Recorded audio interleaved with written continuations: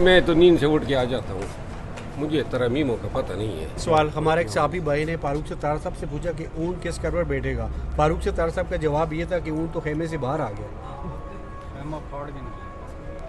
ویسے اب آپ نے اونٹ کا ذکر کر دیا، فاروق ستار صاحب کو دیکھتے ہوئے مجھے ویسے ہی وہ پشتو میں ہم کہتے ہیں وہ اونٹ کے بچہ نہیں ہوتا ہے چھوٹا، ہم اس کو جونگائے کہتے ہیں۔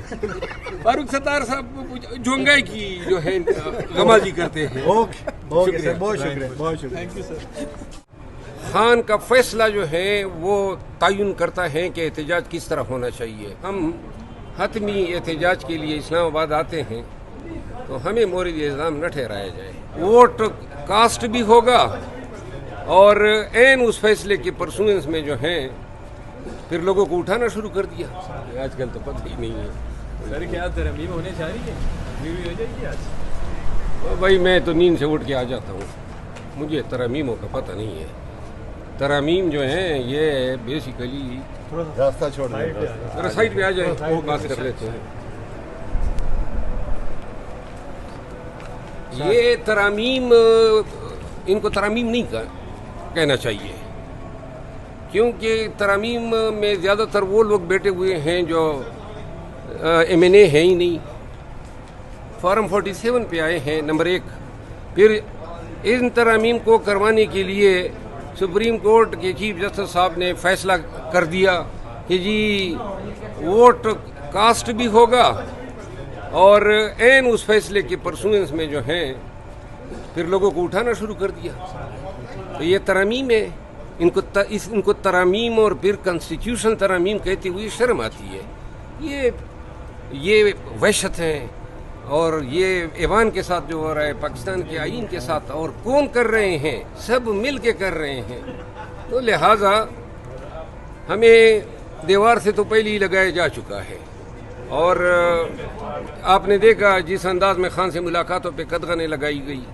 تو لہٰذا اگر اب ہم حتمی احتجاج کے لیے اسلام آباد آتے ہیں تو ہمیں مورد الزام نہ ٹھہرایا جائے، ہم مجبور ہوئے۔ خان صاحب شدید غصے میں ملاقات سے پتہ چلا کہ بڑے غصے میں کس کے ساتھ؟ اپنے پی ٹی آئی کی قیادت کے اوپر دیکھیں، برہم ہوئے ہیں۔ میرا خیال نہیں ہے کہ اس کی ذمہ داری قیادت پہ عائد ہوتی ہے۔ خان کا فیصلہ جو ہے وہ تعین کرتا ہے کہ احتجاج کس طرح ہونا چاہیے۔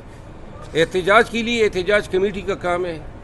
یہ چیف منسٹر جو ہے اس کو آگے کر کے پھر نون والوں کے منہ میں بات ڈال دی جاتی ہے، دیکھیں جی صوبہ لڑ رہے ہیں وفاق کے ساتھ، کیا ضرورت ہے؟ ہمارے پاس واحد چیف منسٹر تو نہیں ہے، اتنی بڑی پارٹی ہے، ملک میں حالات کیسے ہیں، اوپر سے اسکولوں کے بچے علیحدہ نکلے ہوئے ہیں، مہنگائی جو ہے وہ منہ کھولے لوگوں کو ہڑپ کر رہی ہے، بدامنی ہے، دہشت گردی ہے، پھر پی ٹی آئی کے ساتھ اور پاکستانیوں کے حقوق کی پامالی ہے۔ بڑے آئیڈیل حالات ہیں پاکستان کو نکالنے کے لیے، اور یہ کام جو ہے خان صاحب کو میں نے مشورہ بھی دیا تھا، آج پھر کہتا ہوں کہ یہ احتجاج کمیٹی کا کام ہونا چاہیے، اور چیف منسٹر صاحب جو ہیں اس کو اس معاملے سے میری ذاتی رائے یہ ہے کہ اس کو علیحدہ کیا جانا چاہیے، تاکہ یہ الزام ان پہ، ہم پہ یا پی ٹی آئی پہ نہ آئے کہ ایک صوبہ جو ہے وہ مرکز کے ساتھ لڑ رہا ہے۔ سر بار بار وقت تبدیل ہونا، ابھی 9:30 بجے کا وقت ہو گیا اسمبلی کا، تو ہو جائے گا آج جو باریک واردات ہے وہ ڈل جائے گی؟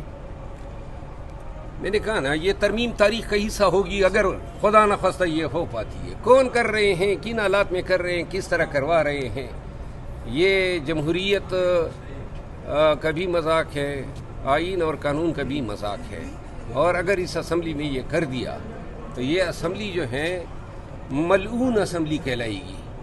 یہ وہ اسمبلی ہوگی جو تاریخ میں یاد رکھی جائے گی، جس طرح پاکستان کی عدالتی تاریخ میں چند جسٹس منیر کا نام ہے، جسٹس افتخار چودھری کا نام ہے، جسٹس ڈوگر کا نام ہے، اور ثاقب نثار کا نام ہے، تو کچھ اور نام بھی شاید اس میں ایڈ ہو جائے، تو یہ اسمبلی بھی تاریخ۔ کون سے نام ایڈ ہو سکتے ہیں سر؟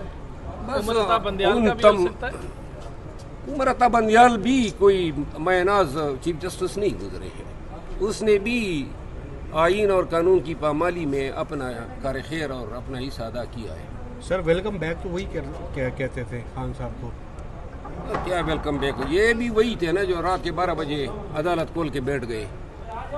اور یہ بھی وہی بنیال صاحب تھے جس نے فیصلہ تو دے دیا کہ الیکشن کراؤ اور پھر اپنی فیصلے پہ عمل درآمد نہ کرا کے بیسیکلی بنیاد ڈال دی انہوں نے پاکستان میں قانون کی حکمرانی کی پامالی کی. یہ اگر سپریم کورٹ اس وقت اپنے فیصلے پہ عمل درآمد کراتی، یہ مئی 2023 کی باتیں ہیں، شاید 9 مئی بھی نہ ہوتا اور شاید عدالت اتنی سرنگو بھی نہ ہوتی جتنا بندیال صاحب کے اس ان ایکشن نے جوڈیشری کا دڑن تختہ کیا. سر آخری سوال، ہمارے ایک صحافی بھائی نے فاروق ستار صاحب سے پوچھا کہ اونٹ کس کر پر بیٹھے گا. فاروق ستار صاحب کا جواب یہ تھا کہ اونٹ تو خیمے سے باہر آ گیا. ویسے اب آپ نے اونٹ کا ذکر کر دیا فاروق ستار صاحب کو دیکھتے ہوئے مجھے ویسے ہی وہ پشتو میں ہم کہتے ہیں وہ اونٹ کے بچہ نہیں ہوتے چھوٹا، ہم اس کو جونگائے کہتے ہیں. فاروق ستار صاحب جونگائے کی جو ہے غمازی کرتے ہیں. اوکے سر، بہت شکریہ، بہت شکریہ. Thank you sir.